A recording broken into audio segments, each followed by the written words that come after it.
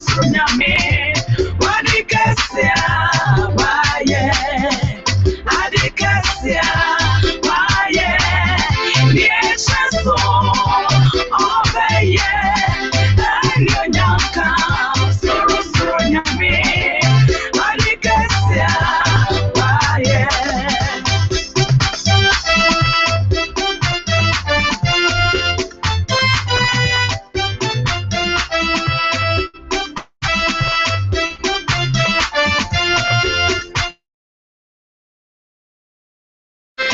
Unto the Lord be the glory, great things He has done. Unto the Lord be the glory, great things He has done. Unto the Lord be the glory, great things He has done.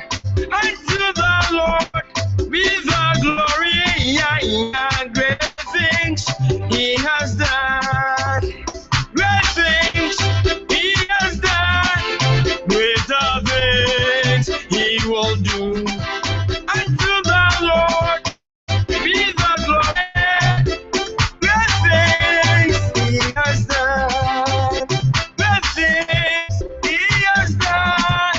Greater things He will do. Unto the Lord be the glory. Great things He has done. To the Lord be all the glory. To the Lord be all the glory. Great things He has done. Greater things He will do. Unto the Lord be all the glory. Unto the Lord be all the glory. Great things He has done. Greater things He will do. Unto the Lord be the glory. Great things He has done. Unto the Lord be the glory. Great things He has done. Unto the Lord be the glory. Great things He has done. Unto the Lord be the glory. Great things He has done. Great things He has done. Great things He will do. Unto the Lord be the glory.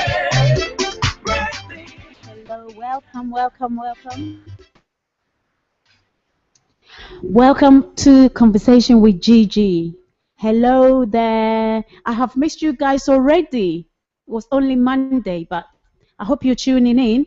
Today's topic is a continuation on what we discussed on Monday about the problems and what is causing marriages to break up within the Christian African community and also generally in the UK. Today we're going to continue with the foundation of marriage, can make or break. And we're going to cover areas such as how the couple began before they married. I'm going to be discussing this as usual with our two lovely panelists, specialists in marriage and different topics. They've got life experience in marriage and relationship. I'd like to introduce Lady Esther. Can you introduce yourself again? Hello. Nice to be with you again. Yes, we are here once again, Mrs. Esther Broby, also known as Esther Owusu-Kunadu, here to have a chat with you all. And I'd like to introduce our Nana. I call him Nana, our king, but his name is so long, I'd like him to introduce himself again. Good evening, listeners. My name is Nana Kanwedu the First. I am the Oyokohene of Elsiaka. Yes, I'm privately known as Peter Kuranchi. Those who remember our youth days. Great to be here with you this evening. Thank you, Nana, for introducing yourself. So once again, the topic today is the foundation of marriage. What can make or break that marriage? I believe that when you meet your spouse, how you began can make or break that marriage.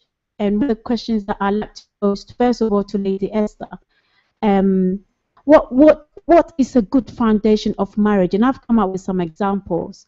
Some arranged marriages can work, some of them doesn't work. The other point I made is that a marriage could have taken place because of convenience. Give me some examples of foundation of a marriage that can be a success or a failure. Lady Esther. Hello, listeners. Yes, I think I'll start with arranged marriages. Arranged marriages tend to have different forms. Usually, we think certain couples and ones that do it, but most times, like if two families who are friends end up with their children get married, sometimes that can be an indirect way of arranged marriage. And why do they work? They work because the families know each other, they've studied each other, and they know that there are certain characters that they've seen by these personalities that they think it merits them to be in marriage. And therefore, when the two families meet and they are happy with each other, then you can say that the marriage is going to work, especially as they have the support of both families also behind them. Unfortunately, there are other kinds of arranged marriages where the girls or even the men are forced into it because of family pressure. And that one we know for sure that this is not a marriage that is going to really be satisfying for both couples. They remain in it, but you can foresee that happiness is going to elude these couples. And this is where domestic violence and all these other issues brings unhappiness in marriages will rise up because the couple were forced into a relationship that they were not really willing to. That is really sad. That can bring such a pressure on a couple and total and happiness. What's your take on that, Nana? On some of the issues to do with, or shall I say, the strategy to do with the foundation of a marriage, the ingredients, shall I say, the ingredients of the foundation of a good marriage, what makes or break it. Lady Esther's covered the arranged marriage side. What's your take? I mean, the other points I've got on here is that I had a friend that got married to his wife, present wife, because she became pregnant, so he felt it was his duty. Issues like that. What's your take on this? Well, key foundations, when people, a woman, a man meets, and the relationship develops into where a proposal comes in, and then from there is getting to the stage of marriage. But what is more important is knowing what you are getting into. Lady Esther has touched on arranged marriages. I know that arranged marriages in our culture in the recent past work very well. That's true, yes. That's right. I can say that even my mother and my father, their marriage was a similar one when my mom was 18 and my father was arranged. They married, they never divorced, so it worked very well. Recently, about 2 years ago, the business secretary, Vince Cable, was teased in Parliament that their relationship with the Tory party was just an arranged marriage. He was bound to break within a few months' time. We continue to see that the Tory and the Lib Dem coalition, pardon me, and Vince Cable just retorted that arranged marriages works very well because his wife is an Indian and was arranged, and he is one of the few men in politics who are still hanging on to their wives. A key foundation is, do we know the person very well that we Climax is proposing to marry us? If we do not know the person very well, what they want, what they don't like, what we expect to see from them, if we do not know all these, and then we hastily get into a stage of marrying and it becomes a marriage, that is likely for, there is every likelihood that the marriage will not last for long. Okay, I hear what you're saying. So, in summary, I mean, for example, my Asian friends, you know, some of them that were arranged married, they're still married, even though they're young, they're still together. The family, they know each other very well, and they're able, as you said, to know the different characters. One of my Asian friends, how they got together, the parents know the background of the daughter, the son, they know the education, so they marry them, you know, they match it very well. The African society, you're correct. We used to have arranged marriages. It's not working now. What's the reason for that? Lady Esther, if you can come in for a bit on this one. The reason for that is because of we become more enlightened, and now we're saying we're going to own choices. Right. And also families are more or less dispersed these days. It's not like in our mother's times when they lived in small towns and villages where they knew each other. Our children are going to university, they are meeting people there. People are traveling away from home to work, they are meeting people there. So now people are making their own choices. So when the child makes their choice, the parents or the family cannot say, oh, we found somebody, we want you to come and marry them. This is causing a lot of problems for our the modern generation, where the parents still believe in arranged marriages, but the children believe that they have to go and look for their own partners. Yes. And I think it will be quite a tragedy when families still insist that this is our culture, we've got to continue with it and force a girl or a boy into such a relationship. The most important thing is when this person is brought to the family assess and support their child to make a good decision. Once you reject them, everything is going to be done underground, and the next thing you know, it's too late. And then you are just being invited to a wedding or whatever it is. So it's important that when our children come home with these partners, yes, we might not be happy with their choices, but it's important that we work with them and really, really counsel them so that they know that they're really, really making good choices. That's an excellent analogy from both of you. Just to also correct, actually, in fact, I mentioned on the Asian arranged marriage. Just to add to your point, they are also doing the same. Actually, I mean, they are also, the parents are allowing them to choose their spouses. So a parent will say, "I've seen this young man, this lovely young woman. Are you interested?" And I know a friend of mine. She was introduced to a guy, but she told her parents that Mommy, Daddy, I'm not interested. So they don't necessarily force them into what they used to do maybe 20, 30 years ago.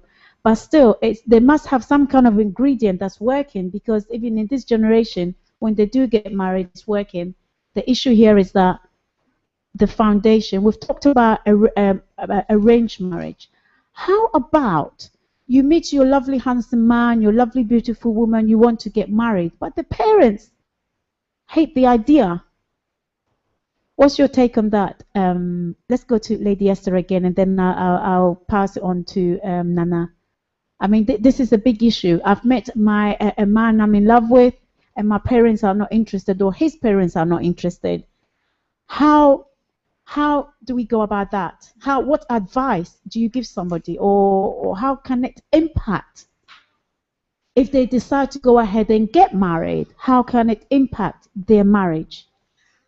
Yes, I think we all know about getting the parental blessing in your marriage, and everybody. I mean, I haven't really come to that experience where somebody who have disobeyed, something has hit them in the face about disobeying, but everybody knows, and we all advise people when they are getting married that it's important that you get a parental blessing. Why do parents refuse? Why do parents reject the partner that has come? And most of the time it's because of maybe cultural differences or racial differences. And unfortunately, in our modern society, what parents will see as difference means nothing to the children. For instance, my daughters go to a Catholic school, And often these Catholic schools, you don't really see a lot of black children. So you see Polish people, you see Irish people, a lot of Spanish people. And when they are playing together, they are playing with their hair, they are playing with everything. So to them, they don't see the difference. So imagine if this child grows up, you haven't groomed them to look towards her.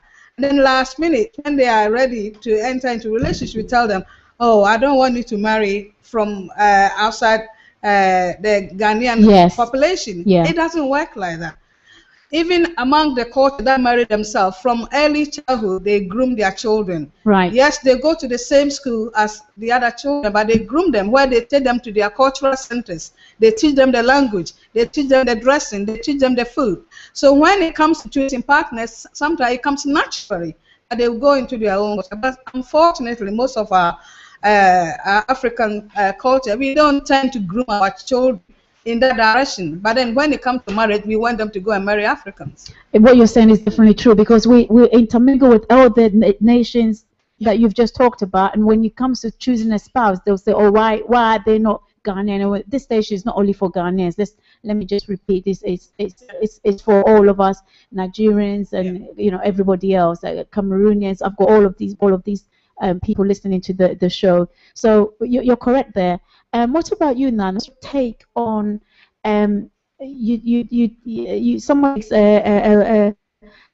somebody that they want to marry, a woman, a lady, a gentleman, and the parents do not agree, or the family do not agree?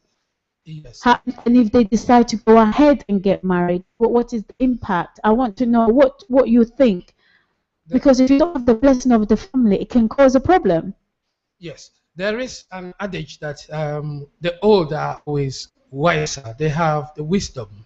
They can pick up things that we, as the youth or a child or a young person, that we cannot pick up when we've met someone.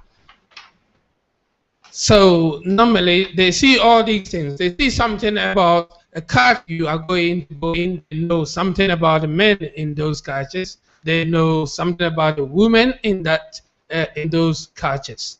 I saw interesting figures, some time ago. That says, is the current one this year. That says Africans in Europe are 85% chance of marrying anyone in the world that they meet. And the native Europeans, the British, the English who live in this country, they have only about 20% propensity of doing that. The analysis show that their marriage is more stable than us Africans, who have also the same propensity in Europe for divorcing, about 81%.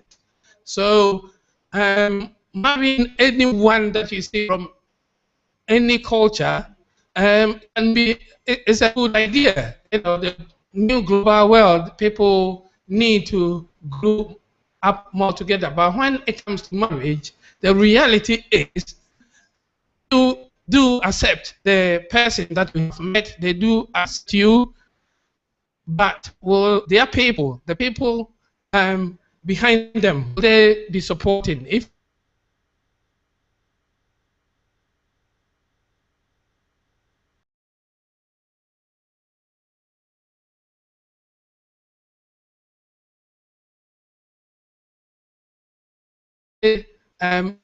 no one is silent.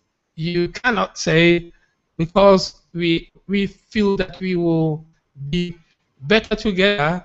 We forced ourselves doing it, because in the end, when you get to the big background, you find yourself isolated, and that brings unhappiness, and it is likely to bring a breakdown of a marriage or relationship. Thank you for that. But having said what you're saying, most people will agree to. But strangely, those people that do go ahead, the parents or the family tend to accept the marriage once children are coming. Climax rating 5. Or maybe after they've got to know the spouse, the man or the. So what do you think happens, Lady Esther? What do you think? What will make a parent or a family change their mind about that specific spouse, whether they're from, especially in the African community, if they're from different cultures, different tribes, it's a problem. Yeah. So, I think the father, as you said, when children start coming in over and with time they are accepting this other person, this goes to show that the first instance of rejecting the person was not really based on any factual thing. Just by the appearance or just by culture, you say, I don't like this person. You haven't even learned to know who they are. You don't know what they are bringing to the family. You just reject on the facial value. And I think that's where people end up regretting what they did. Oh, why did I never knew this person would be such a blessing to me. Recently, somebody said the same, that their only son was going to get married, and they were so much against this girl. But when they came to the family, now he's saying, I thank God that he actually refused to listen to us. This one is such a blessing to us. So we have to forget about the cultural background and know that this is an individual before us. yes.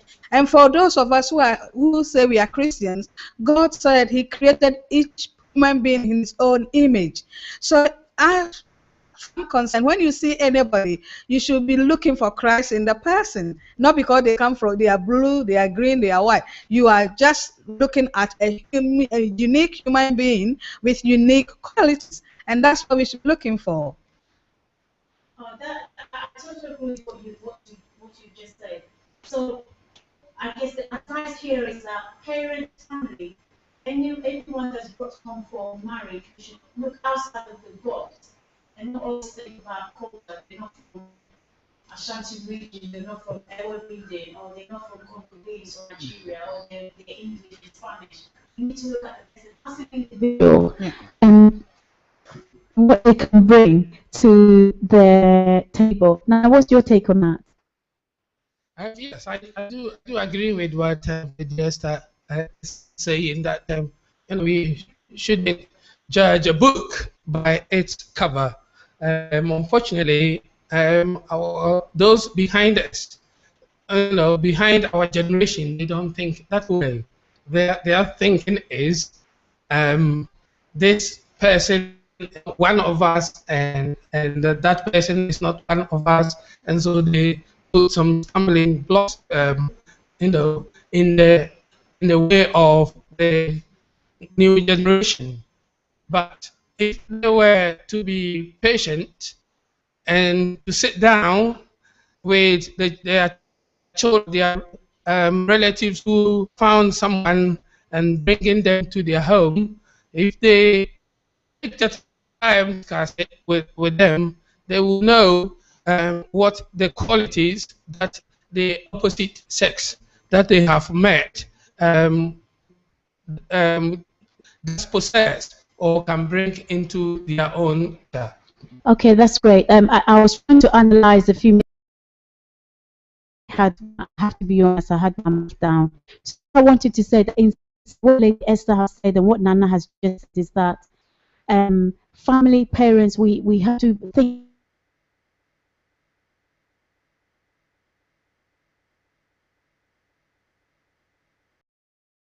We should ask out of the board. They're not English, they're not Spanish, they're not Nigerian, they're not Ghanaian. The fact is, we should see each person as an individual and give that chance, because that person that may be coming into the family could be that blessing. And so we should be aware. And if you're not sure about what your son or daughter bringing into the family, pray. Prayer is powerful. God answers all prayers. Pray about it, and God will reveal whether this person is a blessing or a foe. Well, just going to go for a little short break. Keep tuning in, and it's in a short while.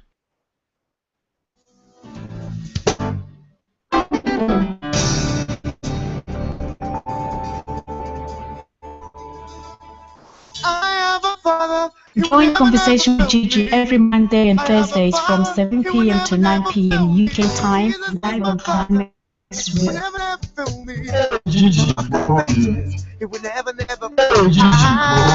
Welcome to Conversation with GiGi on Climax Radio. never feel me. What's the dance? It's a thunder. It's never me. Every Sunday and Thursday, 7 to 9 p.m. on Climax Radio. You've got a daddy. His name is Jehovah. In your times of trouble, in your time of need, it was all. This is Climax Radio, the station of the moment. The station your neighbors listen to. Climax Radio.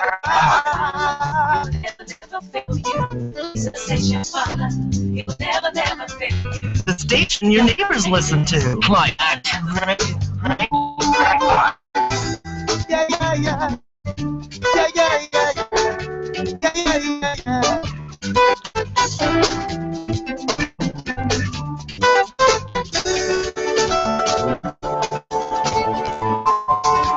Hey, we've got a father. He has never failed us. Adonai is his name. Jesus is our father. He has never failed us. Rock of ages. He will never.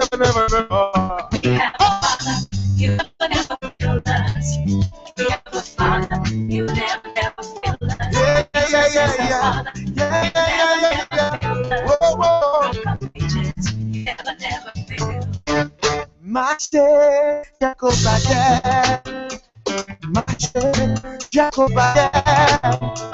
Master Jacobade. Oluwa. Yeah, Ogoyi. Everybody say Master. Master Jacobade.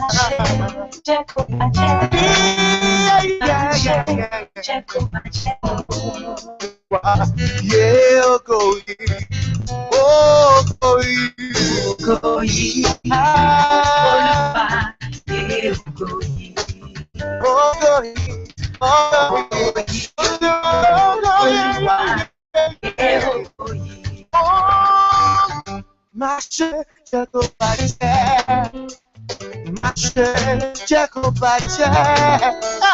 Mashe Jacobate, Oluwa, Yogoyi. Hey, Mashe Jacobate,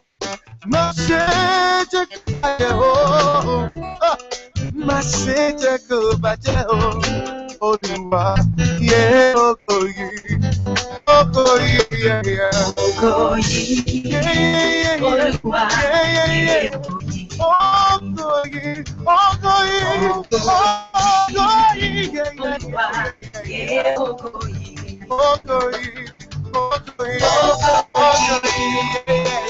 yeah.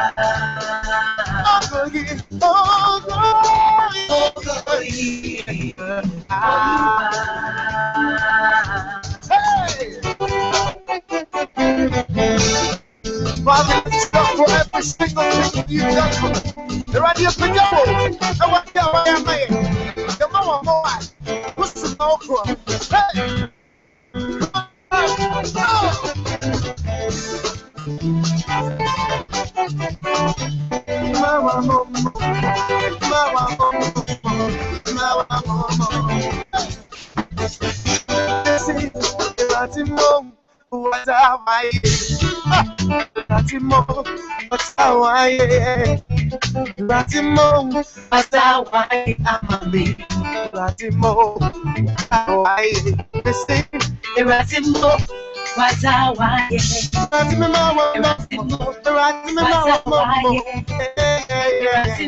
My mum loved watching telly, but I knew the digital TV switchover could be a struggle for her. I thought helping her out would be easy, but I found out it can involve installing equipment and retuning twice. So I got her to give the switchover help team a call.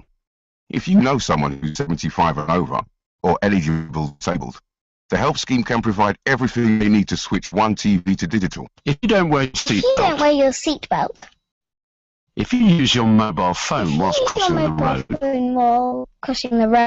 if you cross the road where you can't see the traffic coming, if you disobey traffic signs while cycling, your kids will copy you. Be aware of your actions on the road. Think. Climax radio. Think. So, what have you been up to? You know, isn't that you? Well, today I went jogging. Then I dropped kids off at school, had a haircut, dropped your mum, then spoke to school kids about knife crime. It's been a good day. Police officers are ordinary people like you. You don't have to sacrifice the things that make you an everyday person to make a real difference. Join Thames Valley Police and have a successful career while tackling the important issues that matter in your community. Make a positive impact on the region's streets and your own life. Be a better you. And visit www.thamesvalleypolicejobs.com or text police 8802. Take my eyes off you.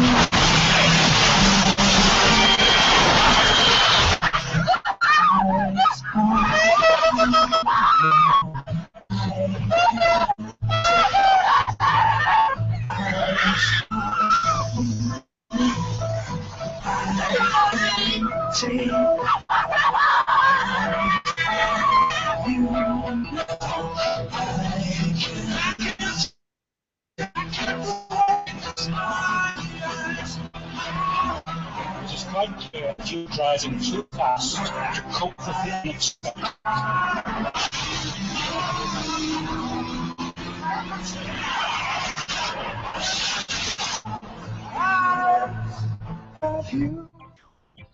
Body contours are a product of celebrities in the use. Lovely skin. I hear with dear no dear. And young to money as Rapa grow. It is like how we dear Nadia. And every body contours a chill crime. Say a stretch marks you. Acne photo. Chicken posso. Mosquito party. A jaw back. Wosachi. Wonasi. Webo. Oko to denim. I have tuntumbasa.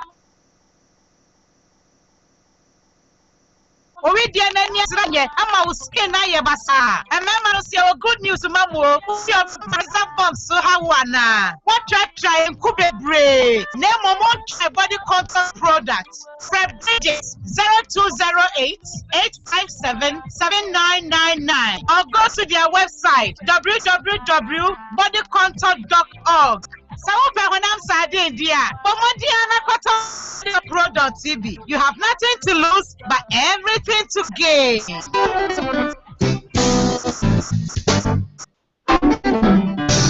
Join conversation with GiGi every Monday and 7 p.m. to 9 p.m. live on Climax Radio. Welcome back to Conversation with GiGi. We're going to continue with the foundation of a good marriage. We're going to we've covered what makes a good foundation. We've covered areas of arranged marriages, make or break, and introduce spouse to your parents, whether if they like them or not, they don't. Lady Esther and Nana, our king, also elaborated that even if your children come into your home with a spouse, we should be open-minded because you don't know what blessing that they will bring into the family. We're going to go to another really important subject about the foundation of marriage, religion. For me as a Christian, I will not say that I'm religious. I have a relationship with Jesus. I have a relationship with God, so I have a specific belief in what I expect in my marriage and how I bring up my children. So this is an area that we need to cover. If you're a Christian, can you marry a Muslim? If you're a Christian, can you marry a Jew? And how will it affect the foundation of your marriage? Lady Esther, I'd like to bring you into this topic. So for example, you're my mother, and you brought me up to be a strong believing Christian. And I are falling in love with somebody that is outside of the Christian way of thinking or of living. How does it affect our marital life? Hello, listeners. Once again, we're back on air. Yes, religion. We've talked about differences. Yes, differences sometimes of them are really not that important when it comes to marriage, but there are certain differences that is quite crucial for the making or breaking of the marriage, and it's important taken for granted at all. If you, for instance, I'm going to give an example for, let's say, a young lady who has been brought up as a Christian. There are certain expectations in Christian marriages. For instance, a Christian Bible says one man, one wife, and that is the expectation that is entering them into. Yes, we know that there are other religions or people who are not even Christians who expect the same thing, that you don't go behind me and have affairs. But assuming you go for somebody whose culture, don't worry about how many wives they have to marry. Yes, education-wise, we must say the education has changed some example. Muslims they're allowed to marry more one wife. The religion allows it. But we do know that those who are educated might not really go for that. But what I'm trying to say here, because you've been brought up to expect one man and to be the only woman in your husband's life, if perchance your husband says, I've seen another woman and I think I want to marry a second wife, how are you going to cope? Not going to be able to cope because you don't ascribe to the same system. Also, when you have challenges, how do you deal with these challenges? Sometimes, as Christians, the only way we deal with certain challenges is prayer. How are you going to be praying to God if you don't ascribe to the same God or the same belief system? Which God are you going to take your problem to? And I do believe that it's quite important that when you meet somebody and you fall desperately in love, you step back and tell yourself, love is the first love is not what's going to take you through the marriage, but what is going to carry you through the marriage is your backbone, what you fall into when you are there's a challenge. And then if the two of you do not ascribe to the same backbone, that is going to cause a problem. And don't forget your children. Once the children come in, what religion are they going to ascribe to? Are they going to go to this one this week and then next week they go to that one? Or is the man going to say, because I'm the head of the family, my children are going to follow me? How are you going to cope with that? And you have to realize that if children become pawns in that kind of relationship, we have a problem with the future of these children, because they are going to grow up being very confused, not knowing what to do. And the next thing you know, they reject every form of religion whatsoever, and you will want that for your children. That's a very good point that you've made there. And I was just to add briefly on what Lady Esther said, that summary, she's really made a good, some very important points actually. That Muslims are allowed to marry four wives. You're a Christian, marrying this handsome man. He promises, he will stick to the fact that one man, one woman. But then along the line, his religion dictates that he can marry 3 extra women. Yes, religion is very very important. Knowing within marriage, if I go to the Christian side, which I am, the Bible even says the two shall become one. That means you'll be thinking together, you'll be doing things together, you'll be planning things together. Supposing you're a Christian and you got married to someone of a different religious background, like say a Buddhist or a Hindu or someone who is more into what we call fetishism in our part of the world. If your husband, for example, always have to go to the shrine to do certain practices that you do not want to see, it will be very very difficult for a woman to cope with it. They might try to cope with it for a while, but in the long term they will have enough of it. So if you're a man and you getting married to a woman who is a Christian, and if you are not, you have to check what kind of religious practices that you are in.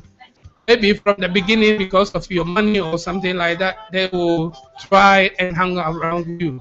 But in the end, they will not continuously with it and will lead to a breakdown. Climax Marriage. Live.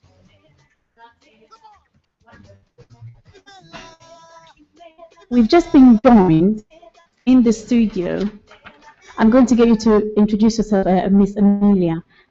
She's just joined us in the studio and she's just got a wealth of experience. She's been married for a long time. So welcome, and can you please introduce yourself, please? Thank you so much. Well, my name is Mrs. Amelia Kwanzaa. You're welcome. Thank you. And just to summarize, we've covered the foundation of marriage. And as you walked in, we're now covering the religious side of marriage. So, for example, if you're a Christian and you meet somebody that is Jewish, or you meet somebody that is a Muslim, somebody that is a Hindu, how will it affect your marriage as a Christian, or even vice versa? How would that? What do you think? What's your take on that? Wow. In terms of bringing up your children, there could be conflicts if there's no agreements. What's your take on that?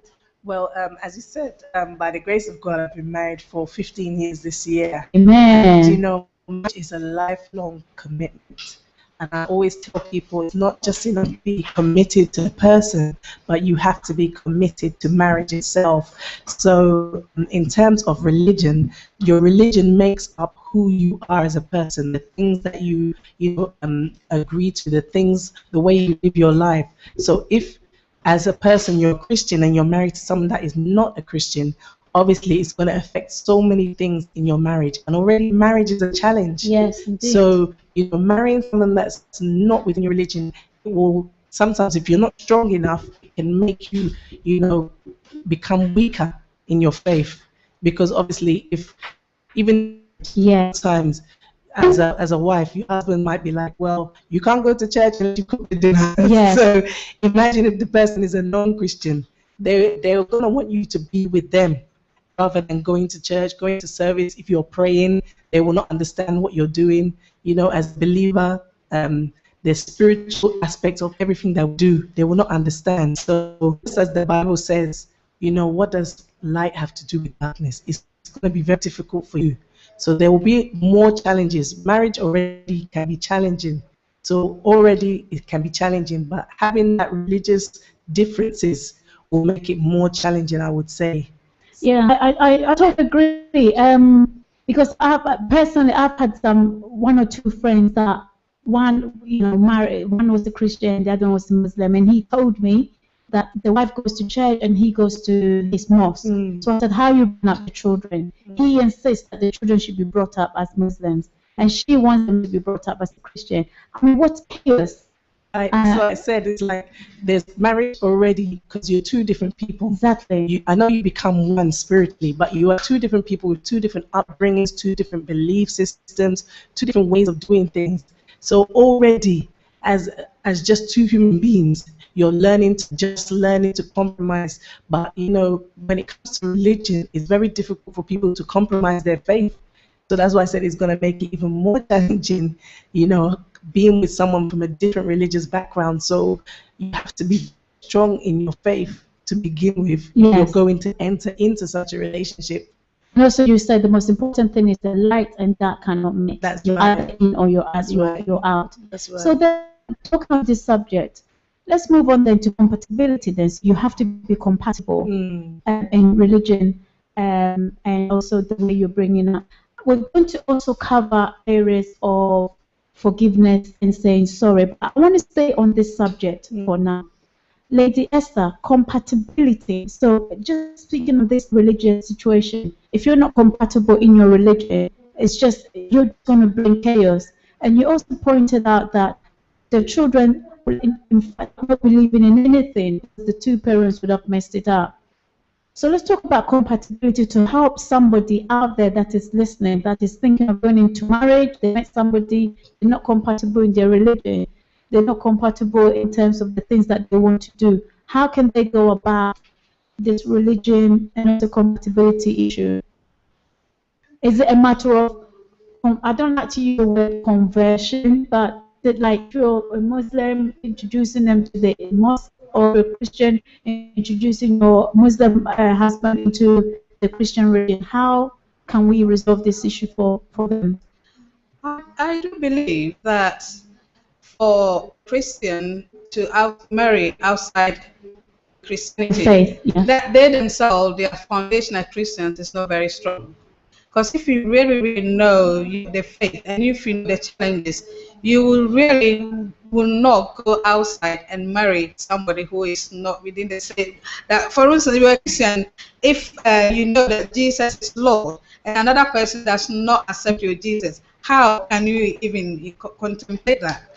I remember I was doing a course and I was reading a book preparing for an assignment, and I read the book said anybody who claims to be the truth, they are liars because there's no absolute truth. That moment I said, this person is talking to Jesus. This is the end of this course. I don't want this. And I left the course. Right. It was a master's degree because it challenged my faith that Christ is a liar for claiming to be the truth. So it all depends on that. If your faith is strong, that's why you make those kind of wrong choices. But I have a word of encouragement for people who have made that choice or who married before they became converted. The Bible says, because of you, the unbeliever is sanctified, Yes. and your children are sanctified. And therefore, there is hope that if you do not backslide and you stand in faith and strength, your partner, your It's children, covered, will yes. be, Yes. the Lord will have grace enough to bring to the faith. So I think you should make it your mission instead of him pulling you to the other side. It's your mission. You bring this person also to the kingdom of God because that's where they belong. That is where they belong. I think being a Christian, unfortunately, we say it's a choice, but in a way, it's really not a choice. Last day, it won't be a choice. And that's Yes. where we want, if you love somebody, that's where you want them to be. So for me, I accept everybody. I don't, but my love is that everyone come to take what is truthful theirs. Christ is free for everybody. Free for And therefore, everybody. they should Yeah. come and claim it. And that's if you are in that situation. Be real that your husband is covered, your marriage is covered, your children, but try not to backslide. Just stand strong in prayer, and God will honor you, and your partner will join you in the kingdom. Amen. So to clarify, just to clarify, Lady Esther is basically saying that if you are a Christian, or should I say you got married to a non-believer, you're already a Christian, you got married to a non-believer, through your praying, through being a strong Christian and living the life as a success to live, your children and your husband are covered. But hopefully in their prayers, he too will come to know Christ. And I'd just like us to I'd like to thank my producer David.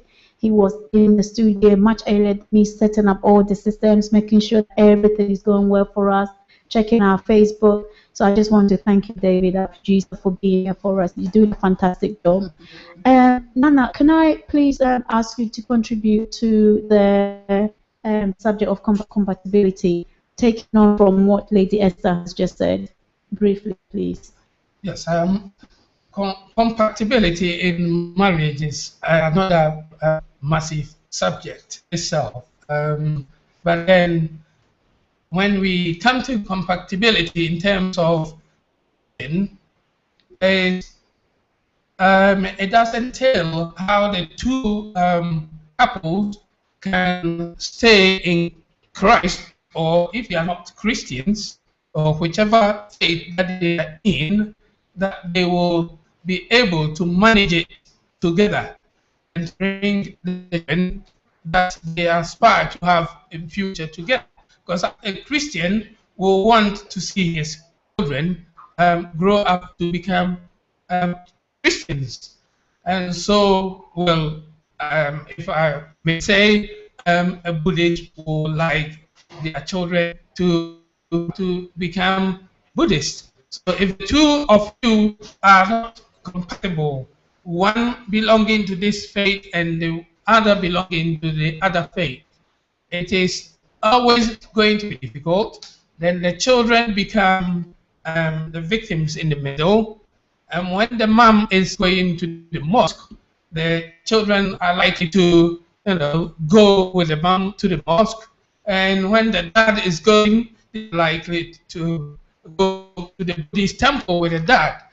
With time, the children begin to drift to one side, maybe to the side of the mother, and then the father becomes agitated over it. That can harm the marriage itself, the love between the two couples. The initial thing that brought them into being will be very, very much affected, and that is potentially a marriage breaker.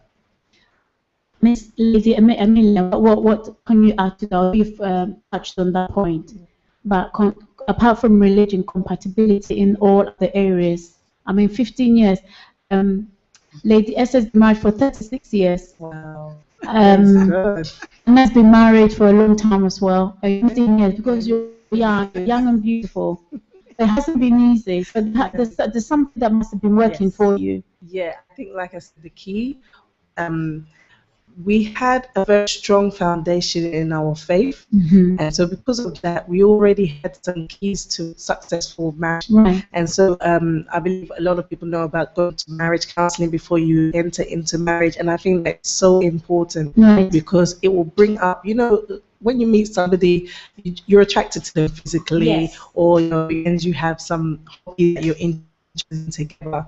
But when you're talking about marriage life, it's not a long term, so there may be things that you have never discussed, like how many children you want, where do you want to go to school, where do you see yourself living in the next 15, 20 years of marriage. It's not just something you say, oh yes, let's get married, we live in London, that's it. Or you may find yourself emigrating to the other side of the world, and your husband wants to, maybe you as a wife don't want. I think there's so many things that need to be discussed before you marry. And if you didn't get the chance to, it's never too late, even whilst you're on the journey, because, being married for this time, I've been on a long journey. There's been ups and downs, but if you can communicate, then you can get through it. One of the bishop that I was under told me something that's always stuck with me. He said, anytime you meet a challenge in your life in marriage, just see it like a ruler that's bent. Yes. It's bent, but it's not broken. But if you can keep on talking about it, you can get through it. So talking about compatibility, there will be times when you will disagree with each other, but you have to reach a compromise. Somebody has to be the fool. Somebody has to, apologize, even if they think that they're in the wrong. But you can't have two kings in the house. You've touched on a very perfectly leading us on to forgiveness and sorry. Lady Amelia touched on it, and so this is the very subject of Lady Esther. So forgiveness is very important in every area of life actually, but marriage even so. So can you, for example, a definition of forgiveness in a marriage, or in a marriage? Because there's always issues with couples on a daily basis. And how important is forgiveness, shall I say? How important is forgiveness? Since this subject is based on marriage, how important is forgiveness in a marriage? I suppose, in brief, I would say forgiveness is really not taking a charge against something that is done against you. Somebody has offended you, somebody has done something against you. When you say you've forgiven them, that means you're not going to hold any grudge about the issue. But what I want to clarify is that forgiveness doesn't mean forgetting. People get it so wrong. Forgive and forget. Forgetting something it's not something you don't choose to forget. It's a brain activity. When experience happens, it's up to the brain to forget it or not to forget it. Yeah. So like when we were little, there were things we went through, but as we grew, we forgot those because the brain is working. As an adult, it's not easy to forget things. So yes, you do something against me and I will forgive you, but that doesn't mean I've forgotten it. And that's where the problem tends to come, because most of the times you want to move on from where you are, but because the thing was so hurtful, from time to time, especially if the person errs again, this bad memory will come and remind you all over again of what has happened, and then the pain will come. If you are not careful, you will act as if you have not forgiven the person.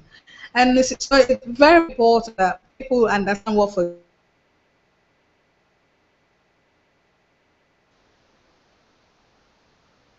the forgiveness also. It's, when you don't forgive, you are really damaging your body. That's right. Apart from the relationship, you are also damaging your body. That is why so many women are in relationship and they are very, very unhappy. But they are not forgiving. They are holding a lot of grudges, and it's important that they are able to open up. And if there's anybody listening to me today, please sit and reflect.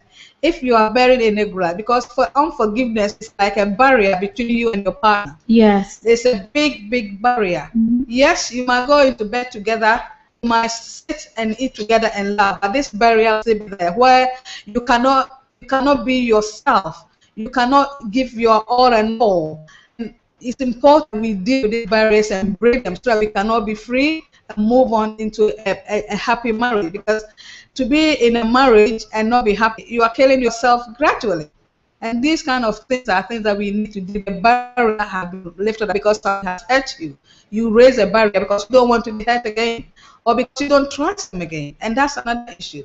If you are my husband, you've gone away, you've had an affair, I've forgiven you. Don't fear. It's not going to be very easy for you to come to the point when I was so innocent that I trusted you. Now, yes, you've done it. You said you stopped it, but my love for you will not be the same. That is something that also does not help in relationships. And it's important that couples acknowledge it and deal with it and face up to it. Thank you for that great contribution. But just to balance it, I think the person that's doing the hurt, once somebody's forgiven, they have to make sure that they don't continue doing it. Like Lady Amelia says, sometimes you have to be a fool. Should we really be a fool? I mean, honestly, for both two people in a marriage, we need to respect that I have forgiven you. It doesn't mean that you should go and keep on doing the same thing. And I think you're right in the sense that don't forgive, bitterness comes in. And also anger can also cause sickness, diseases in the body, because the chemical reaction in your body is full of pain, full of stress, and can make you ill. So it's been proven that diseases like cancer and things like that are stress. So anyone listening out there, if somebody, your husband has hurt you or your wife has hurt you, sit down and discuss and come to a compromise in terms of forgiveness. Nana, what's your take on forgiveness? Anything that you'd like to add from life experiences or generally? Yes. For me, forgiveness represents giving up my right to my right of revenge. Like I'm walking on the street of London and someone from somewhere just, zooms onto me and slap me heavily in the face.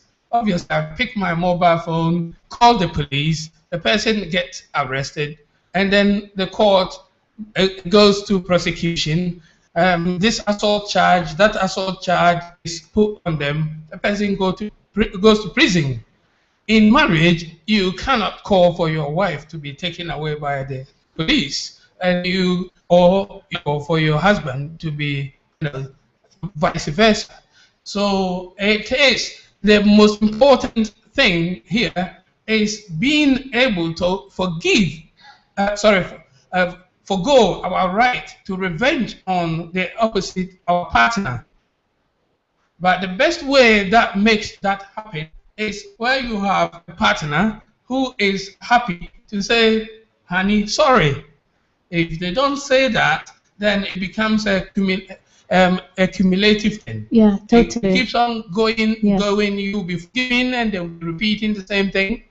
And then it comes to a time that you cannot harbor it anymore. But if, say, they had initially said sorry or something like that, then you kind of recline from that harm they done to you, and then the slate becomes clean.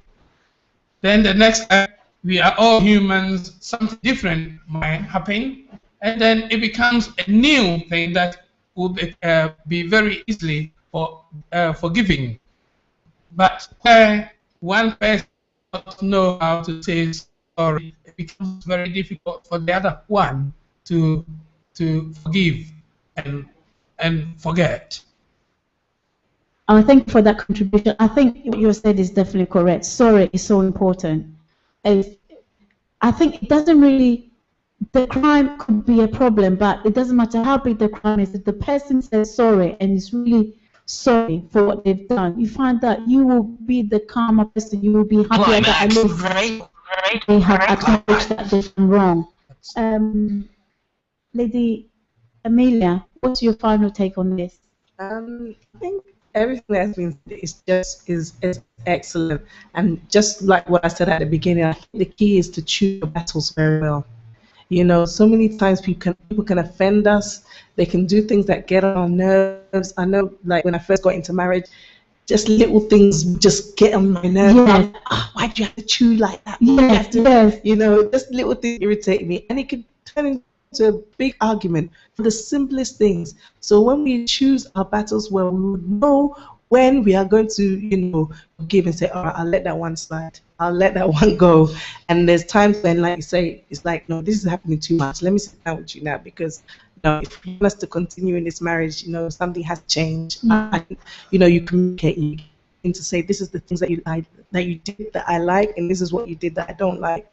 But if you know, First Corinthians says that we should keep records of wrongs. Yes. So if every little thing, you know, you get your little notebook out, oh, yesterday at 12 o'clock, yes. You know. Women do that, don't they? I hear women do that. I'm not saying we do. I think I do that. But you know, it's every little thing you can say, you're always doing that. Yeah. And simply by putting the word always, you've already shown that you are keeping a record. Yeah, but that's true, actually. So, you know, choose your battles to forgive. And like I said, the reason why I said sometimes you have to be the fool, sorry to say, is because sometimes your partner may not be there where they understand what they're doing is really irritating you. Yes. So sometimes you have to let it slide and begin to learn how you can approach your husband or your wife and, you know, communicate to them that, okay, the way you're doing it, why don't we try it this way? Or, you know, in the Bible, they use parables to get the other person to understand what they're doing is wrong. You know, you have to just understand, how can I approach this person to let them understand what they did hurt me? Because some people, they just won't get it. Yes. No matter how many times you tell them, they will not get it. Oh, but they must get it. Oh, they don't understand. Get it. They don't understand that they're stepping on your foot and it hurts. So, you know, they must get it. They must get, all of us that are married out there, those of us that are about to get married, we must get it. Because if you don't get it, the other person will be suffering instead. Right, and I'm really a great believer of communication. Yes. I don't think marriage should be so complicated. We should enjoy it. Because the Bible says two are better than one. God knows. He knew, our wonderful God knew that if you're alone, you know, and so once you've been blessed to get that spouse, you must treat each other like gold, like treasure, like a diamond. And I think forgiveness is one of them. And before somebody can even forgive you, sometimes if you say sorry, it's easier to forgive. And often you, the forgiver, if the person doesn't say sorry, it's another energy that you're taking to forgive that person that's not saying sorry. Yeah. So I'm hoping that this conversation is helping you out there. If you have a wife or a husband that's really hurt you deeply, take a deep breath. Remember all the great things that that person did, and then call him or her, sit down and say, this is what you did for me. And would you agree, panelists, the way you approach a subject is also important? Can I start with you again, Lady Esther? And we're going to be taking phone calls. Would you say, David, Jusa, around 8:30? Around 8:30, we're going to be taking some phone calls. So those that are listening, get your pens and notepad ready. I've got a new number that will make it easier for everyone to call on. So, Lady Esther. Yes, I mean, the way you approach any situation is very important, and that is it's a technique of communication. We talk about communication. There are techniques in communication, and the most important thing I think we all have to learn is that learning not to speak or retort when you are emotionally charged. When you are angry and you open your mouth, whatever will come out of your mouth will going to be good. So the most important thing is learning to control your temper and know that I'm angry, I'm not going to respond, or I'm not going to react, because nothing good will come out of you. In the same way, when your partner is angry, you might not be angry, but you know they are angry. Try and space. Let's calm down before you approach them. And also, it's important when you are talking to your man. You know, men want to be men. You don't tell, you don't say, you don't criticize them, for instance, where they are going to feel belittled. You have to choose That's a moment, true, a yeah. very good moment when they are relaxed, when you know they are ready to listen to you before you point out to them. Yesterday, we went out, you actually embarrassed me by doing A, B, C, and D. Oh, did I? Yes, you did. How? And then you explain to them what happened. But if immediately after the incident, they haven't even got a clue, they are in a happy mood, and you go, embarrassing me again, you are not going to win. So it's important you time the time that you take your case to your other partner. Because nobody likes to be criticized. Being criticized is a very painful thing. Nobody wants to be criticized, but there is a way that you can put a negative case across to make it positive. You have to find a very good way of putting something negative across where the person will not start to be defensive, because the moment somebody is criticizing you, all your energy goes to defend yourself. Right. But if the question or the criticism comes in a certain way, the defense is already neutralized. So it's important how we approach our partners, and the timing and the tone of voice is very important. The I tone think of it's voice. I think you've made The a tone very of voice is important. also important. Yeah. Yes, some people are loud, but that is not an opportunity for you to be shouting and screaming. Unfortunately, if you have a very quiet partner and you are very loud, if you are not careful, you shut the person even down further Yes. by using your loud voice all the time to make a point. You've made a very important point there. Like the approach is so important, isn't it? I think it's Proverbs 50 that says, I might not be able to show it, say exactly as he said. In summary, saying, the way you approach, something, the way the gentle word calms down the storm or something like that. And it's so important. Just briefly, Nana, can you, because we're going to go into taking course in 5 minutes, so briefly on what Lady Esther has just said. Yeah, it is said in my Akan language that meaning that keeping calm towards an angry man who is holding a massive rod about to hit you can get that rod fall down without you even noticing. But if they up and you say, "Oh, you want to hit me," it comes right on top of your head. The approach is very important. Lady just mentioned that the timing in relationship, one doing something wrong to the other one, the timing is very important. Like for the ladies, a little advices for wives: when the husband has done something in the morning and then he's gone to work, he's come home at 5:30 p.m. in summertime. It's very hot. Someone stepped on their toe outside there, and they just came home about to take shoes off, and you begin to complain about what they did in the morning. It put them into defensive and angry mode, and it does escalate matters. It gets matters very, very worse. So a calm approach to it. Pick a very good time, bedtime, deep in the night. Wake up when the man, obviously, you pretend nothing happened. He will definitely touch you in the night and say, "Listen, honey, that happened. I didn't like that." And immediately, because of the time, the calmness of the night, it will calm down and they will go away. If not forever, for a very long time. Okay, on that note, Lady Amelia, some summary on that. Can I make a point though? But some of us are not able to pick the timing right. We have to learn. Yeah, because if it's a woman or a man and they're angry, I think men are. No, I must not generalize. I was going to say men appear to be sometimes more calmer, but I guess it's not. It's on the character and the personality. So timing. Some of us are able to be more calm, and some of us are not. How do we go about this? How do we train somebody that doesn't know how to get timing right? Because they're angry themselves, so they're not able to calm down. as that husband or that wife walks in that door, Lady Amelia, let me bring you into that. Because you're calm, you're always calm. So that's your personality. Maybe it's easier for you. And there are some people that are quite hot-blooded, but they have to learn. Soft answer turns away rough, which is what you were looking for. But I think, you know, experience sometimes, sadly, is the best teacher. Climax. If you've been there and you've been bitten, you will learn very quickly when is the best time to approach and how is the best way to approach.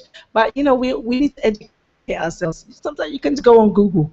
And, you know, if you're facing a problem, you can find that there's so many counseling materials and other informations that are there. You know, you can find somebody that will give you good, you know, godly advice, sound advice, somebody that you trust, that both of you are neutral persons sometimes, if you're not, you know, finding the best way to communicate or to approach, if you don't know, I think that's also can help sometimes. You know, if you've tried to sort things out yourselves and it's just not working, with the agreement of, you know, both of you, maybe finding a neutral person that will give you sound, godly advice, you know where they're coming from, not somebody, you know, that is so in the same mess. Because we need somebody that has got foresight that can bring you out. You know?